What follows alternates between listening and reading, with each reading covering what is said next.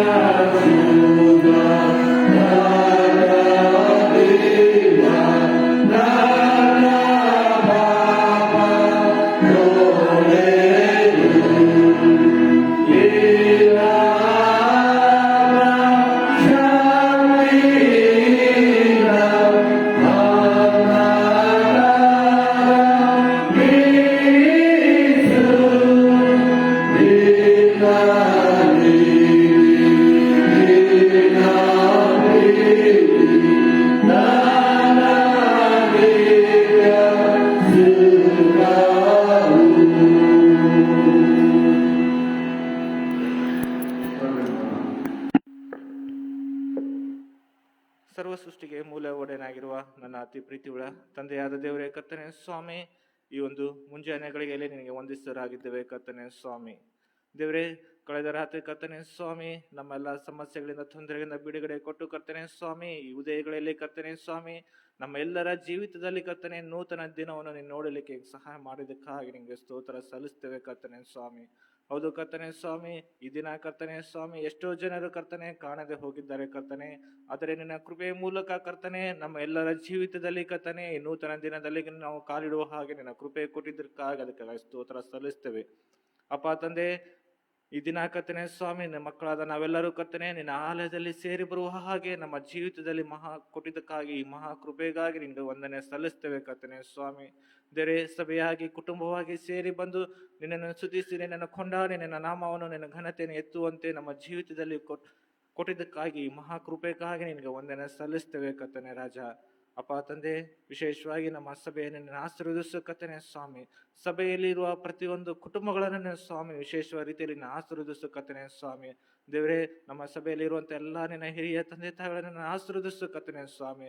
ಪ್ರತಿಯೊಂದು ಕುಟುಂಬವನ್ನು ಸಹ ನಿನ್ನ ಬಲಪಡಿಸಿ ಕರ್ತನೆ ಸ್ವಾಮಿ. ನಿನ್ನ ಸಭೆಯಲ್ಲಿ ಐಕ್ಯತೆಯಿಂದ, ಪ್ರೀತಿಯಿಂದ, ವಿಶ್ವಾಸದಿಂದ ಇರುವಂತೆ ದೇವರೇ ನನ್ನ ಆಶೀರ್ವದಿಸು ಕರ್ತನೆ ಸ್ವಾಮಿ. ಯಾವ ಕುಟುಂಬದಲ್ಲಿ ಕರ್ತನೆ ಸಮಸ್ಯೆಗಳು, ತೊಂದರೆಗಳು ಕರ್ತನೆ ಸ್ವಾಮಿ ಬಲಹೀನತೆಯಿಂದ ಬಳಲುತ್ತಿದ್ದಾರೆ ಅಂತ ಎಲ್ಲ ನಿನ್ನ ಕುಟುಂಬಗಳನ್ನು, ಅಂತಹ ನಿನ್ನ ಎಲ್ಲ ಮಕ್ಕಳನ್ನು ಸ್ವಾಮಿ ನಿನ್ನ ಬಲಪಡಿಸು. ವೈದ್ಯರಲ್ಲಿ ಘನ ವೈದ್ಯನಾದ ದೇವರು ನೀನಾಗಿದ್ದಿ ಕರ್ತನೆ ಸ್ವಾಮಿ. ದೇವರೇ, ಇರುವಂತ ಎಲ್ಲ ಕಾಯಿಲೆಗಳನ್ನು, ತೊಂದರೆಗಳನ್ನು, ಸಮಸ್ಯೆಗಳನ್ನು ಕರ್ತನೆ ಸ್ವಾಮಿ ನಿನ್ನ ಪರಿಶುದ್ಧವಾದ ಹಸ್ತಗಳಿಂದ ಕರ್ತನೆ ನಿನ್ನ ಮುಟ್ಟಿ ಕರ್ತನೆ ಸ್ವಾಮಿ ಅವರೆಲ್ಲ ಸಮಸ್ಯೆಗಳನ್ನು ಗುಣಪಡಿಸಬೇಕಾಗಿ ನಿನ್ನಲ್ಲಿ ಪ್ರಾರ್ಥಿಸರಾಗಿರೋದು ಕರ್ತನೆ ಸ್ವಾಮಿ. ಹೌದು ಕರ್ತನೆ, ನಿನ್ನ ವಾಕ್ಯದಲ್ಲಿ ಹೇಳಿದ ಕರ್ತನೆ, ಬೇಡಿಕೊಳ್ಳಿ ನಿಮ್ಗೆ ದೊರೆಯುವುದು, ಹುಡುಕಿರಿ ನಿಮ್ಗೆ ಸಿಕ್ಕುವುದು, ತಟ್ಟಿರುತ್ತಿರುವುದಾಗಿ ಎಂಬುದಾಗಿ ನೀನು ವಾಗ್ದಾನ ಮಾಡದಂತ ಕರ್ತನೆ ಸ್ವಾಮಿ.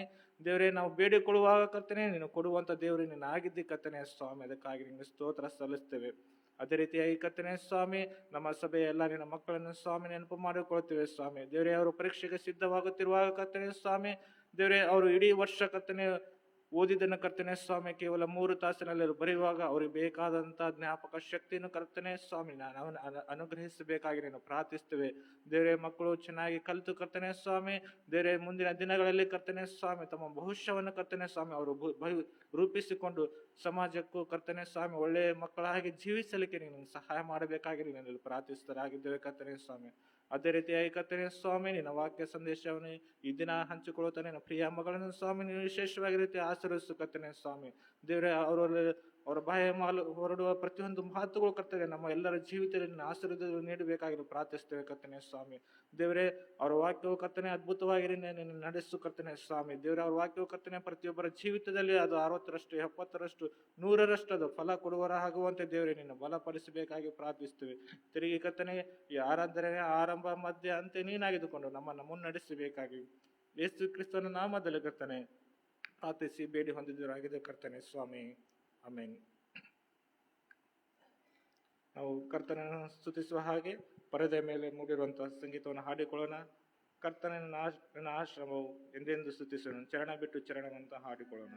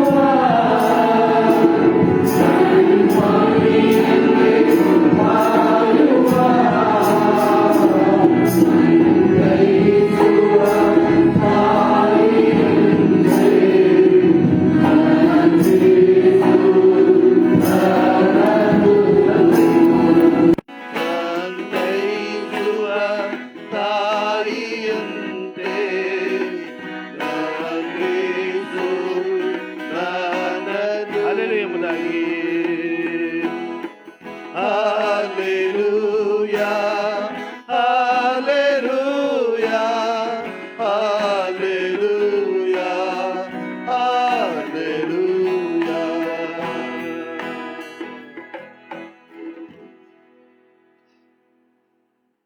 ಪ್ರಾರ್ಥನೆ ಮಾಡೋಣ. ಜೀವ ಸ್ವರೂಪನಾದ ನಮ್ಮ ಸ್ವರ್ಗೀಯ ತಂದೆಯಾದ ದೇವರೇ, ನಮ್ಮನ್ನು ಜೀವಿತರ ಪಟ್ಟಿಯಲ್ಲಿಟ್ಟು ಈ ಉದಯ ಜಾವದಲ್ಲಿ ನಿನ್ನ ಆಲಯದಲ್ಲಿ ನಮ್ಮನ್ನು ಕರೆತಂದಿದ್ದೀಯಪ್ಪ. ಅದಕ್ಕಾಗಿ ನಿಮಗೆ ಸ್ತೋತ್ರ ಸಲ್ಲಿಸ್ತೇವಪ್ಪ. ಅಲ್ಪಳು, ಅಯೋಗ್ಯಳು, ಯಾವ ಗಣನಿಗೆ ಬಾರದವಳಾದಂತಹ ಪಾಪಿಯಾದ ನನ್ನನ್ನು ಸ್ವಾಮಿ, ನಿನ್ನ ವಾಕ್ಯವನ್ನು ನಿನ್ನ ಮಕ್ಕಳಿಗೆ ಪ್ರಚುರಪಡಿಸುವುದಕ್ಕಾಗಿ ಒಂದು ಸಾಧನವನ್ನಾಗಿ ಉಪಯೋಗಿಸಿಕೊಂಡಿದ್ದೀರಲ್ಲಪ್ಪ. ಅದಕ್ಕಾಗಿ ನಿಮಗೆ ಸ್ತೋತ್ರ ಸಲ್ಲಿಸ್ತೇನಪ್ಪ. ನನ್ನ ಬಾಯಿ ಮಾತುಗಳು, ನಮ್ಮೆಲ್ಲರ ಹೃದಯದ ಧ್ಯಾನವು ನಿಮಗೆ ಮಾತ್ರ ಸಮರ್ಪಕವಾಗಿರಲಿ ತಂದೆಯೇ. ಆಮೇನ್. ಈ ಸಮಯವನ್ನು ಒದಗಿಸಿಕೊಟ್ಟಂತಹ ತಂದೆಯಾದ ದೇವರಿಗೆ ಮೊಟ್ಟ ಮೊದಲನೇದಾಗಿ ಕೃತಜ್ಞತೆಯನ್ನು ಸಲ್ಲಿಸುತ್ತೇನೆ. ಹಾಗೂ ಈ ಅವಕಾಶವನ್ನು ಒದಗಿಸಿಕೊಟ್ಟಂತಹ ಸಭಾಪಾಲಕರಿಗೂ ಸಭಾಪಾಲನಾ ಸಮಿತಿಯವರಿಗೂ ಸಭಿಕರಾದ ತಮ್ಮೆಲ್ಲರಿಗೂ ಕರ್ತನ ನಾಮದಲ್ಲಿ ವಂದಿಸುತ್ತೇನೆ. ಈ ಸಮಯದಲ್ಲಿ ನಾವು ಧ್ಯಾನಿಸುವಂತಹ ದೇವರ ವಾಕ್ಯದ ಭಾಗವು ಹೊಸ ಒಡಂಬಡಿಕೆಯಲ್ಲಿ ಯೋಹಾನನು ಬರೆದ ಸುವಾರ್ತೆ 12ನೇ ಅಧ್ಯಾಯ 1-8 ವಚನಗಳು. ಯೋಹಾನನು ಬರೆದ ಸುವಾರ್ತೆ 12ನೇ ಅಧ್ಯಾಯ 1-8 ವಚನಗಳಲ್ಲಿ ಓದುವ ವೇದ ವಾಕ್ಯವನ್ನು ಆಲಿಸೋಣ. ಪಸ್ಕ ಹಬ್ಬವು ಇನ್ನು 6 ದಿವಸ ಮುಂದೆ ಇರಲಾಗಿ ಯೇಸು ಬೇತಾನಕ್ಕೆ ಬಂದನು. ಯೇಸುವು ಸತ್ತವರೊಳಗಿಂದ ಎಬ್ಬಿಸಿದ ಲಾಜರನು ಅಲ್ಲಿದ್ದನು. ಯೇಸುವಿಗೆ ಅಲ್ಲಿ ಔತಣ ಮಾಡಿಸಲು ಮಾರ್ತಳು ನೆರವಾಗಿದ್ದಳು. ಲಾಜರನು ಆತನ ಸಂಗಡ ಊಟಕ್ಕೆ ಕೂತವರಲ್ಲಿ ಒಬ್ಬನು. ಆಗ ಮರಿಯಳು ಬಹು ಬೆಲೆಯುಳ್ಳ ಅಚ್ಚ ಜಟಮಾಂಸಿ ತೈಲವನ್ನು 1 ಸೇರಷ್ಟು ತಂದು ಯೇಸುವಿನ ಪಾದಕ್ಕೆ ಹಚ್ಚಿ ತನ್ನ ತಲೆ ಕೂದಲಿನಿಂದ ಆತನ ಪಾದಗಳನ್ನು ಒರೆಸಿದಳು. ಆ ತೈಲದ ಪರಿಮಳವು ಮನೆಯಲ್ಲೆಲ್ಲ ತುಂಬಿಕೊಂಡಿತು. ಆದರೆ ಆತನ ಶಿಷ್ಯರಲ್ಲಿ ಒಬ್ಬನು, ಅಂದರೆ ಆತನನ್ನು ಹಿಡುಕೊಡುವುದಕ್ಕಿದ್ದ ಇಸ್ಕರಿಯೋತ್ ಯೂದನೆಂಬವನು, ಯಾಕೆ ಈ ತೈಲವನ್ನು 300 ಹಣಕ್ಕೆ ಮಾರಿ ಬಡವರಿಗೆ ಕೊಡಲಿಲ್ಲ ಅಂದನು. ಅವನು ಬಡವರಿಗೋಸ್ಕರ ಚಿಂತಿಸಿ ಇದನ್ನು ಹೇಳಲಿಲ್ಲ. ಅವನು ಕಳ್ಳನಾಗಿದ್ದು ತನ್ನ ವಶದಲ್ಲಿದ್ದ ಅವರ ಹಣದ ಚೀಲದಲ್ಲಿ ಹಾಕಿದ್ದನ್ನು ತಕ್ಕೊಳ್ಳುವವನಾಗಿದ್ದರಿಂದಲೇ ಹೇಳಿದನು. ಆಗ ಯೇಸು, ಈಕೆಯನ್ನು ಬಿಡು, ನನ್ನನ್ನು ಹೂಣಿಡುವ ದಿವಸಕ್ಕಾಗಿ ಅದನ್ನು ಇಟ್ಟುಕೊಳ್ಳಲಿ. ಬಡವರು ಯಾವಾಗಲೂ ನಿಮ್ಮ ಬಳಿಯಲ್ಲಿ ಇರುತ್ತಾರೆ, ಆದರೆ ನಾನು ಯಾವಾಗಲೂ ನಿಮ್ಮ ಬಳಿಯಲ್ಲಿ ಇರುವುದಿಲ್ಲ ಅಂದನು ಎಂಬುದೇ. ಈ ವಾಕ್ಯ ಭಾಗದ ಮೇಲೆ ನಮ್ಮ ಧ್ಯಾನದ ಮುಖ್ಯ ಪ್ರಸ್ತಾಪ ಮುನ್ಸೂಚಿತ ಉತ್ತರ ಕ್ರಿಯೆ. ಮುನ್ಸೂಚಿತ ಉತ್ತರ ಕ್ರಿಯೆ ಒಬ್ಬ ವ್ಯಕ್ತಿ ಸತ್ತ ಮೇಲೆ ಮಾಡುವ ಉತ್ತರ ಕ್ರಿಯೆ ಇದಾಗಿದೆ. ಮತ್ತಾಯನು ಬರೆದ ಸುವಾರ್ತೆ 8ನೇ ಅಧ್ಯಾಯ 21ನೇ ವಚನದಲ್ಲಿ ನಾವು ನೋಡುವಾಗ, ಅಲ್ಲಿ ಯೇಸು ಸ್ವಾಮಿ ಒಂದು ಸಾರಿ ಒಬ್ಬ ಯೌವನಸ್ಥನಿಗೆ ನನ್ನನ್ನು ಹಿಂಬಾಲಿಸು ಎಂಬುದಾಗಿ ಹೇಳುವಾಗ, ಯೌವನಸ್ಥನು ಯೇಸು ಸ್ವಾಮಿಗೆ ನನ್ನ ತಂದೆಯ ಉತ್ತರ ಕ್ರಿಯೆಯನ್ನು ಮಾಡಿ ನಂತರ ಬಂದು ನಿನ್ನನ್ನು ಹಿಂಬಾಲಿಸುವೆನು ಎಂದು ಹೇಳುವುದನ್ನು ಸತ್ಯವೇದದಲ್ಲಿ ನಾವು ನೋಡುವವರಾಗಿದ್ದೇವೆ. ಆದರೆ ಮರಿಯಳು ಪ್ರೀತಿಯ ದ್ಯೋತಕವಾಗಿ ಯೇಸು ಸ್ವಾಮಿಗೆ ಈ ಮುನ್ಸೂಚಿತ ಉತ್ತರ ಕ್ರಿಯೆಯನ್ನು ಮಾಡುತ್ತಿದ್ದಾಳೆ. ಯೇಸು ಸ್ವಾಮಿ ಮುಂದೆ ಶ್ರಮೆ ಮರಣ ಅನುಭವಿಸುವುದು ಮರಿಯಳಿಗೆ ಗೊತ್ತಿರಲಿಲ್ಲ.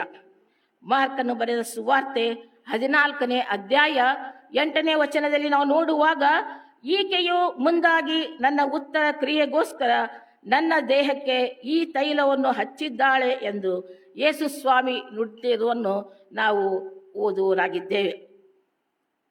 ಯೇಸು ಸ್ವಾಮಿಯ ಮಾತುಗಳು ಮರಿಯಳ ಜೀವಿತವನ್ನು ಮಾರ್ಪಡಿಸಿದ್ದರಿಂದ ಅತ್ಯಮೂಲ್ಯವಾದಂತಹ ಬಹು ಬೆಲೆಯುಳ್ಳ ಅಚ್ಚ ಜಟಮಾಂಸಿ ತೈಲವನ್ನು ತಂದಿದ್ದಳು.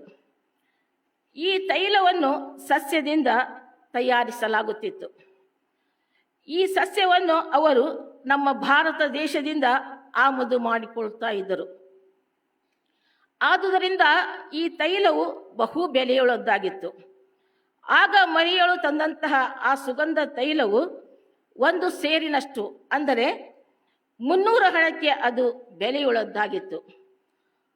1 ಬೆಳ್ಳಿಯ ನಾಣ್ಯವು ಒಬ್ಬ ಕಾರ್ಮಿಕನ 1 ದಿನದ ಆಗಿನ ಸಂಬಳವಾಗಿತ್ತು. ಈ ಸುಗಂಧ ತೈಲವು ಸುಮಾರು 1 ವರ್ಷದ ಆ ಒಂದು ಕಾರ್ಮಿಕನ ಸಂಬಳಕ್ಕೆ ಸಮಾನ ಬೆಲೆಯುಳ್ಳದ್ದಾಗಿತ್ತು. ಬಹು ಬೆಲೆಯುಳ್ಳ ಈ ಅತ್ಯಮೂಲ್ಯವಾದಂತಹ ಸುವಾಸನೆ ಪರಿಮಳ ಬೀರುವಂತಹ ಈ ಸುಗಂಧ ತೈಲವನ್ನು ಆ ಸಮಯದಲ್ಲಿ ರಾಜರುಗಳು ಪಟ್ಟಾಭಿಷೇಕ ಮಾಡುವಂತಹ ಸಮಯದಲ್ಲಿ ಈ ಸುಗಂಧ ತೈಲವನ್ನು ಲೇಪಿಸುತ್ತಾ ಇದ್ದರು. ಬೆಲೆ ಬಾಳುವ ವಸ್ತುಗಳು ಕೆಡದೆ ಇಡುವುದಕ್ಕೋಸ್ಕರವಾಗಿ ಈ ಒಂದು ಸುಗಂಧ ತೈಲವನ್ನು ಆ ಸಮಯದಲ್ಲಿ ಉಪಯೋಗಿಸುತ್ತಾ ಇದ್ದರು. ಸತ್ತಂತಹ ಶರೀರ ಬಹಳ ದಿವಸಗಳವರೆಗೆ ಅದು ಕೆಡದಂತೆ ಇಡುವುದಕ್ಕೋಸ್ಕರವಾಗಿ ಈ ಸುಗಂಧ ತೈಲವನ್ನು ಆ ಸಮಯದಲ್ಲಿ ಉಪಯೋಗಿಸುತ್ತಾ ಇದ್ದರು.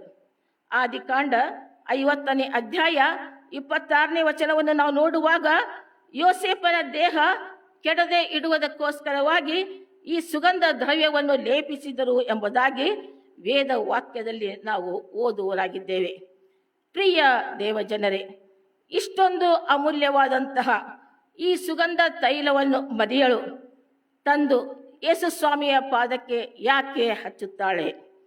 ಈ ಸ್ತ್ರೀ ಯಾರು ಎಂಬುದಾಗಿ ನಾವು ನೋಡುವಾಗ ಲೂಕನು ಬರೆದ ಸುವಾರ್ತೆ 7ನೇ ಅಧ್ಯಾಯ 37ನೇ ವಚನದಲ್ಲಿ ನಾವು ನೋಡುವಾಗ ಈ ಮರಿಯಳು ಬೇತಾನ್ಯದವಳು, ದುರಾಚಾರಿಯಾದ ಸ್ತ್ರೀ ಎಂಬುದಾಗಿ ನಮಗೆ ಸ್ಪಷ್ಟವಾಗಿ ತಿಳಿದು ಬರುತ್ತದೆ.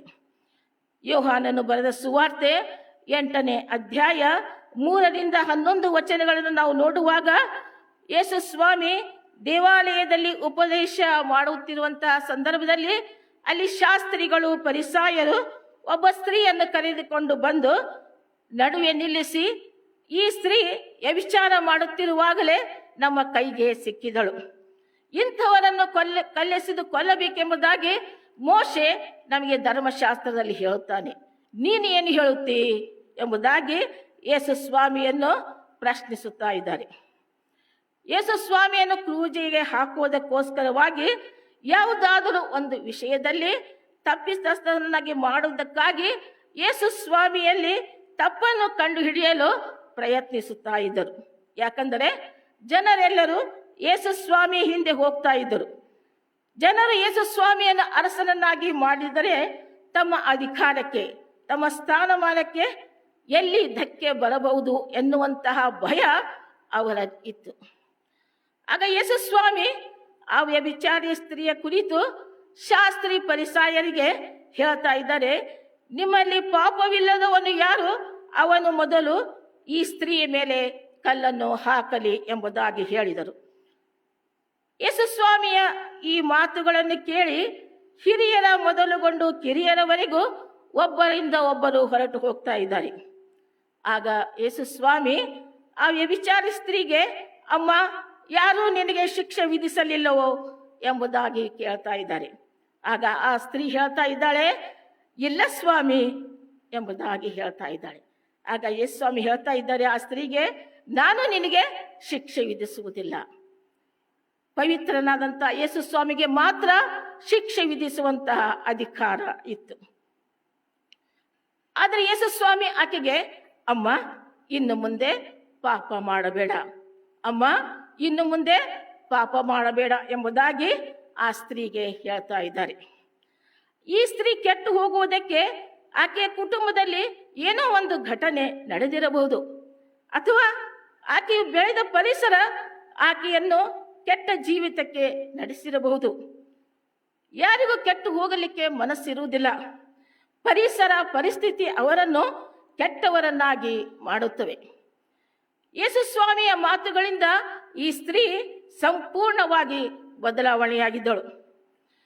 ಈ ಸ್ತ್ರೀಯು ಕೆಟ್ಟ ಜೀವಿತವನ್ನು ಬಿಟ್ಟು ಯೇಸು ಸ್ವಾಮಿಯ ಮಾರ್ಗವನ್ನು ಅನುಸರಿಸುವಾಗ ಆಕೆಯ ಜೀವಿತದಲ್ಲಿ ಸಮಾಧಾನ, ಶಾಂತಿ, ನೆಮ್ಮದಿ ಆಕೆಗೆ ಪಡೆದುಕೊಂಡಿದ್ದಳು. ಈ ಉತ್ಸಾಹದಿಂದ ಮರಿಯಳು ಯೇಸು ಸ್ವಾಮಿಗೆ ಬಹು ಬೆಲೆಯುಳ್ಳ ಸುಗಂಧ ತೈಲವನ್ನು ಸಮರ್ಪಿಸುವುದಕ್ಕಾಗಿ ಎದುರು ನೋಡ್ತಾ ಇದ್ದಳು. ಯೇಸು ಸ್ವಾಮಿ ಬೇತಾನ್ಯಕ್ಕೆ ಬಂದಿದ್ದಾರೆ, ಸೀಮೋನನ ಮನೆಯಲ್ಲಿ ಇದ್ದಾರೆ ಎಂಬ ವರ್ತಮಾನವನ್ನು ತಿಳಿದ ಮರಿಯಳು ತಕ್ಷಣ ಸೀಮೋನನ ಮನೆಗೆ ಓಡಿ ಹೋಗ್ತಾ ಇದ್ದಾಳೆ. ಸೀಮೋನನು ಈ ಮರಿಯಳನ್ನು ತನ್ನ ಮನೆಗೆ ಆಹ್ವಾನಿಸದಿದ್ದರೂ ಕೂಡ ಮರಿಯಳು ಯೇಸು ಸ್ವಾಮಿಯ ಬಳಿಗೆ ಬರ್ತಾ ಇದ್ದಾಳೆ. ಲೂಕನ ಬರೆದ ಸುವಾರ್ತೆ 7ನೇ ಅಧ್ಯಾಯ 37 ಮತ್ತು 38ನೇ ವಚನಗಳನ್ನು ನಾವು ಗಮನಿಸುವಾಗ ಯೇಸು ಸ್ವಾಮಿಯ ಮುಂದೆ ಬಂದು ನಿಲ್ಲುವಂತಹ ಯೋಗ್ಯತೆ ನನಗಿಲ್ಲ, ನಾನು ಪಾಪಿ ಎಂಬುದಾಗಿ ತಿಳ್ಕೊಂಡು ಯೇಸು ಸ್ವಾಮಿ ಹಿಂದೆ ಬಂದು ನಿಂತು ತನ್ನ ಕಣ್ಣೀರಿನಿಂದ ಯೇಸು ಸ್ವಾಮಿಯ ಪಾದಗಳನ್ನು ತ್ಯಾವ ಮಾಡಿ ತನ್ನ ತಲೆ ಕೂದಲಿನಿಂದ ಯೇಸು ಸ್ವಾಮಿಯ ಪಾದಗಳನ್ನು ಒರೆಸ್ತಾ ಇದ್ದಾಳೆ. ಯೇಸು ಸ್ವಾಮಿಯ ಪಾದಗಳಿಗೆ ಮುದ್ದಿಟ್ಟು ತಾನು ತಂದಂತಹ ಅಮೂಲ್ಯವಾದಂತಹ ಸುವಾಸನೆ ಪರಿಮಳ ಬೀರುವಂತಹ ಸುಗಂಧ ತೈಲವನ್ನು ಯೇಸು ಸ್ವಾಮಿಯ ಪಾದಗಳಿಗೆ ಹಚ್ಚುತ್ತಾ ಇದ್ದಾಳೆ. ಈ ಸುಗಂಧ ತೈಲದ ಪರಿಮಳವು, ಈ ಒಂದು ಸುವಾಸನೆ ಮನೆಯಲ್ಲೆಲ್ಲ ಹರಡಿತು ಎಂಬುದಾಗಿ ಯೋಹಾನ ಬರೆದ ಸುವಾರ್ತೆ 12ನೇ ಅಧ್ಯಾಯ 3ನೇ ವಚನದಲ್ಲಿ ನಾವು ನೋಡುತ್ತೇವೆ.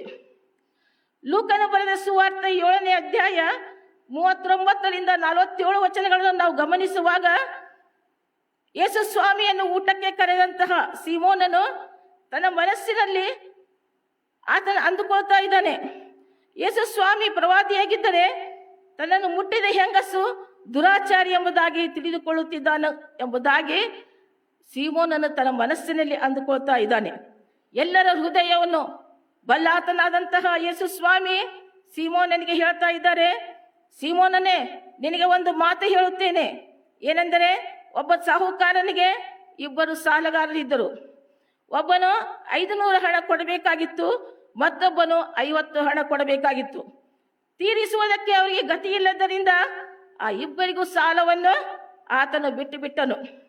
ಹಾಗಾದರೆ ಯಾವನೇ ಹೆಚ್ಚಾಗಿ ಆ ಸಾಹುಕಾರನನ್ನು ಪ್ರೀತಿಸುವನು ಎಂಬುದಾಗಿ ಸೀಮೋನನಿಗೆ ಯೇಸು ಸ್ವಾಮಿ ಪ್ರಶ್ನೆ ಮಾಡ್ತಾ ಇದ್ದಾರೆ. ಆಗ ಸೀಮೋನನು ಯಾವನಿಗೆ ಹೆಚ್ಚಾಗಿ ಬಿಟ್ಟನೋ ಅವನೇ ಎಂದು ಭಾವಿಸುತ್ತೇನೆ ಎಂಬುದಾಗಿ ಯೇಸು ಸ್ವಾಮಿಗೆ ಸೀಮೋನನು ಹೇಳ್ತಾ ಇದ್ದಾನೆ.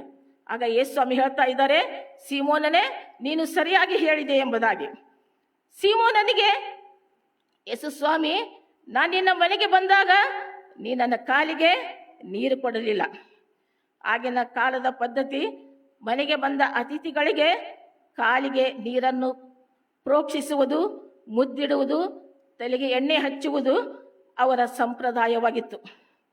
ಆದರೆ ಸೀಮೋನನು ಯೇಸು ಸ್ವಾಮಿಗೆ ಹೀಗೆ ಅತಿಥಿ ಸತ್ಕಾರ ಮಾಡಿರಲಿಲ್ಲ. ಅದಕ್ಕೆ ಯೇಸು ಸ್ವಾಮಿ ಸೀಮೋನನಿಗೆ, ನೀ ನನ್ನ ಕಾಲಿಗೆ ನೀರು ಕೊಡಲಿಲ್ಲ, ಇವಳಾದರೂ ನನ್ನ ಕಾಲುಗಳನ್ನು ತನ್ನ ಕಣ್ಣೀರಿನಿಂದ ತ್ಯಾವ ಮಾಡಿ ತನ್ನ ತಲೆ ಕೂದಲಿನಿಂದ ಒರೆಸ್ತಾ ಇದ್ದಾಳೆ. ನೀ ನನಗೆ ಮುದ್ದಿಡಲಿಲ್ಲ, ಇವಳಾದರೂ ನಾನು ಒಳಗೆ ಬಂದಾಗನಿಂದ ನನ್ನ ಕಾಲಿಗೆ ಮುದ್ದಿಡುವುದನ್ನು ಬಿಟ್ಟಿಲ್ಲ.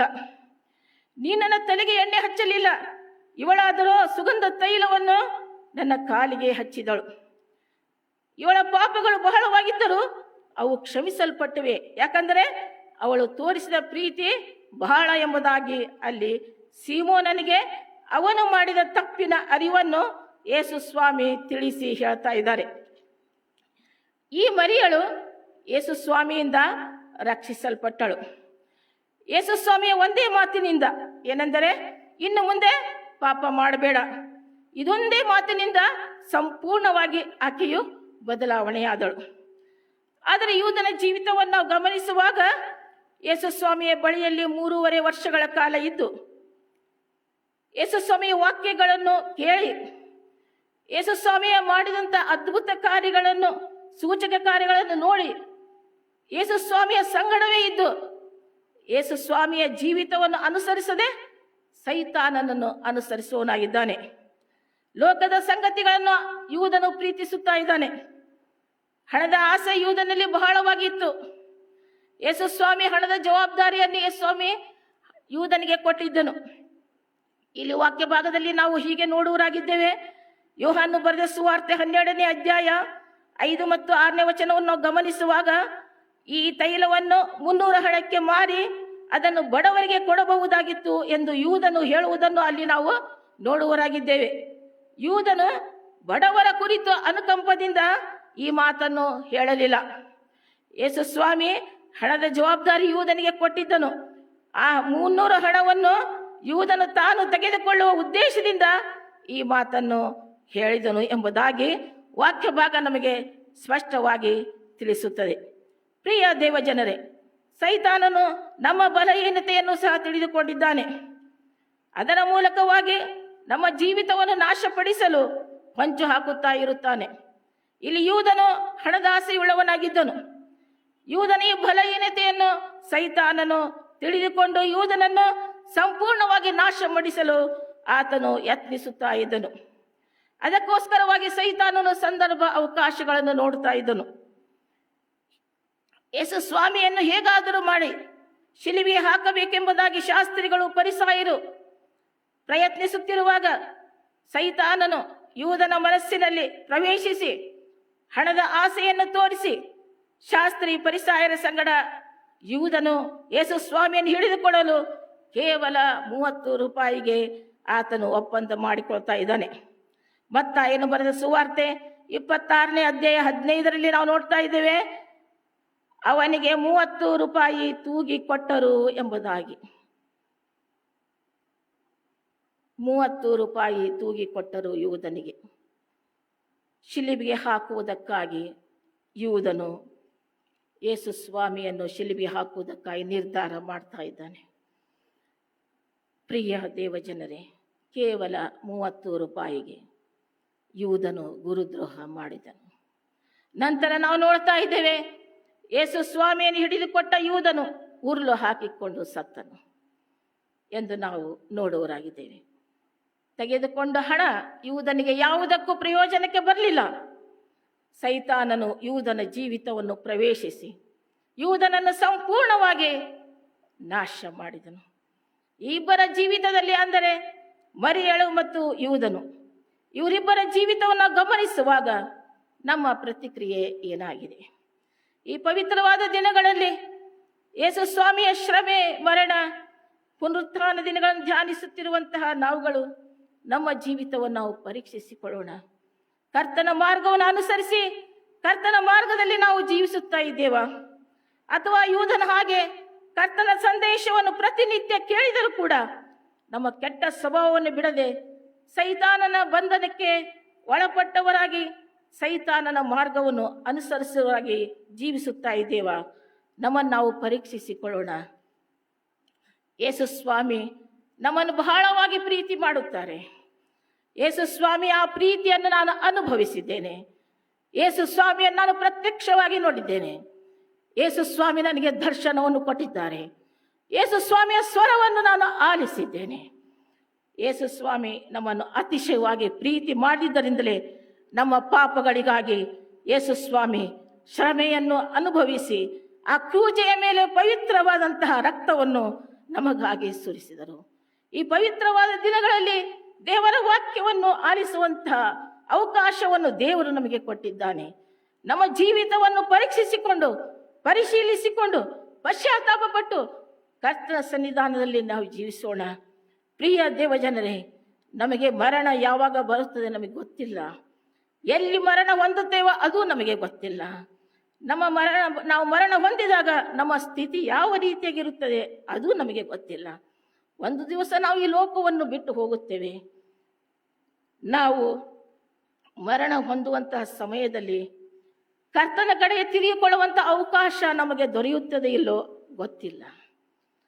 ಪ್ರಿಯ ದೇವಜನರೇ, ಶಿಲುಬೆಯಲ್ಲಿರುವಂತಹ ಬಲಗಡೆ ಕಳ್ಳನಿಗೆ ಆ ಪರದೇಶಿನ ಭಾಗ್ಯ ದೊರಕಿತು. ಇಂತಹ ಒಂದು ಸಂದರ್ಭ ನಮಗೆ ಸಿಗುತ್ತದೆ ಇಲ್ಲವೋ ಗೊತ್ತಿಲ್ಲ. ನಾವು ಪರಲೋಕಕ್ಕೆ ಹೋಗುತ್ತೇವೋ ಅಥವಾ ನರಕಕ್ಕೆ ಹೋಗುತ್ತೇವೋ, ನಮ್ಮ ಜೀವಿತವನ್ನು ನಾವು ಪರೀಕ್ಷಿಸಿಕೊಳ್ಳೋಣ. ಲೂಕನು ಬರೆದ ಸುವಾರ್ತೆ 16ನೇ ಅಧ್ಯಾಯ 19ರಿಂದ 31 ವಚನಗಳನ್ನು ನಾವು ನೋಡುವಾಗ ಅಲ್ಲಿ ಭೋಗ ಪುರುಷನು ಹಾಗೂ ಭಿಕ್ಷುಗಾರನ ಇವರ ದೃಷ್ಟಾಂತವನ್ನು ನಾವು ನೋಡುವರಾಗಿದ್ದೇವೆ. ಆ ಒಂದು ನರಕದ ಯಾತನೆ ಯಾವ ರೀತಿಯಾಗಿರುತ್ತದೆ ಎಂಬುದಾಗಿ. ಭೋಗ ಪುರುಷನ ಮನೆಯ ಮುಂದೆ ಲಾಜರನು ಇದ್ದಾನೆ.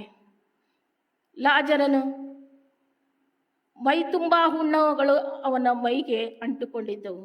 ನಾಯಿಗಳು ಬಂದು ಅವನ ಹುಣ್ಣುಗಳನ್ನು ನೆಕ್ತಾ ಇದ್ದವು. ದೇವರು ಆತನಿಗೆ ಒಂದು ಅವಕಾಶವನ್ನು ಕೊಟ್ಟಿದ್ದಾನೆ, ಅವನನ್ನು ಪರಲೋಕಕ್ಕೆ ಕರೆದುಕೊಂಡು ಹೋಗುವುದಕ್ಕೋಸ್ಕರವಾಗಿ.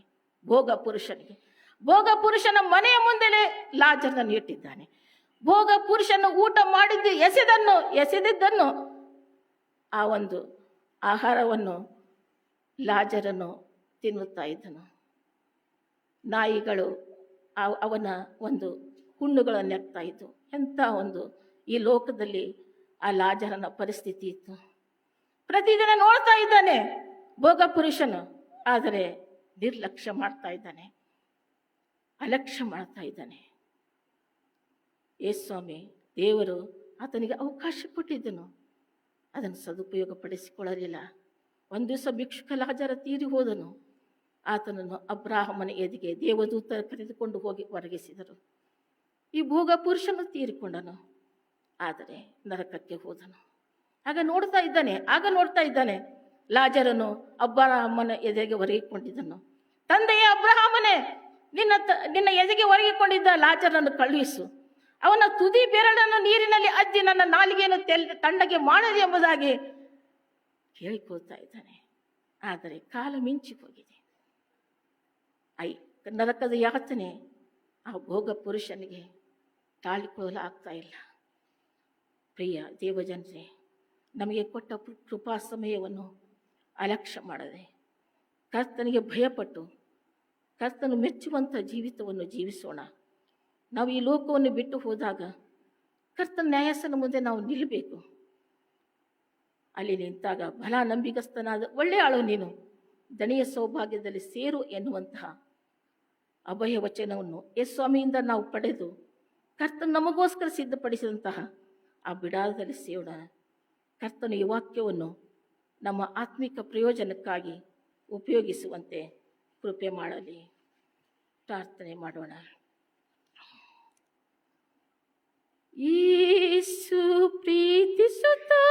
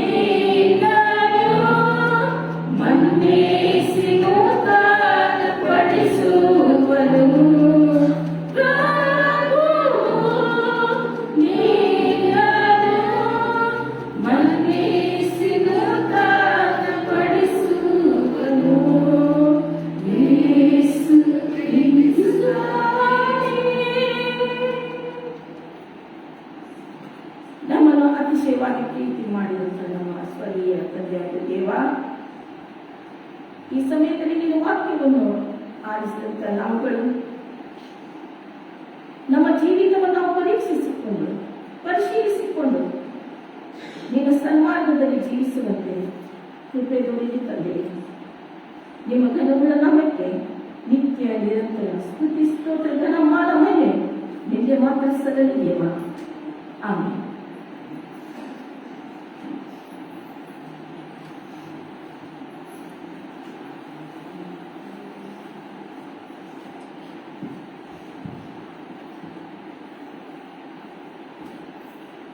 ನಾವು ಕೊನೆಯದಾಗಿ ಹಾಡುವ ಸಂಗೀತಗಳಲ್ಲಿ 248ನೇ ಸಂಗೀತವನ್ನು ಹಾಡಿಕೊಳ್ಳೋಣ. ಸಂಗೀತಗಳಲ್ಲಿ 248 ಯೇಸು ಪಾದದಲ್ಲಿ ಕೂತು ಬರೆಯಲು ಜ್ಞಾನ ಪಡ್ಕೊಂಡು ಧನ್ಯವಾದಗಳು. 1 ಮತ್ತು 3ನೇ ಚರಣ ಮಾತ್ರ ಹಾಡಿಕೊಳ್ಳೋಣ.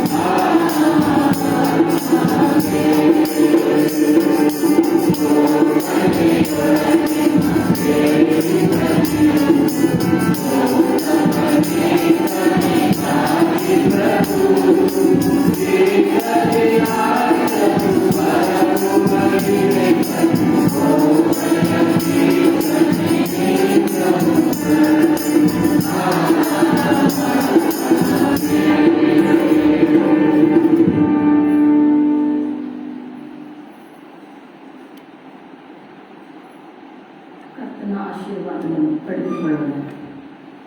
ನಮ್ಮ ಕರ್ತನಾದ ಯೇಸು ಕ್ರಿಸ್ತನ ಕೃಪೆಯು, ತಂದೆಯಾದ ದೇವರ ಪ್ರೀತಿಯು, ಪರಿಶುದ್ಧಾತ್ಮನ ಅನ್ಯೋನ್ಯತೆಯು ಸದಾಕಾಲವು ನಮ್ಮೆಲ್ಲರೊಂದಿಗೆ ಧ್ವನಿವರ್ಧಕದ ಮೂಲಕ ಆಲಿಸುತ್ತಿರುವಂತಹ ಪ್ರತಿಯೊಬ್ಬರ ಸಂಗಡಲು ಸದಾಕಾಲವು ನೆಲೆಗೊಂಡಿರಲಿ. ಆಮೇನ್.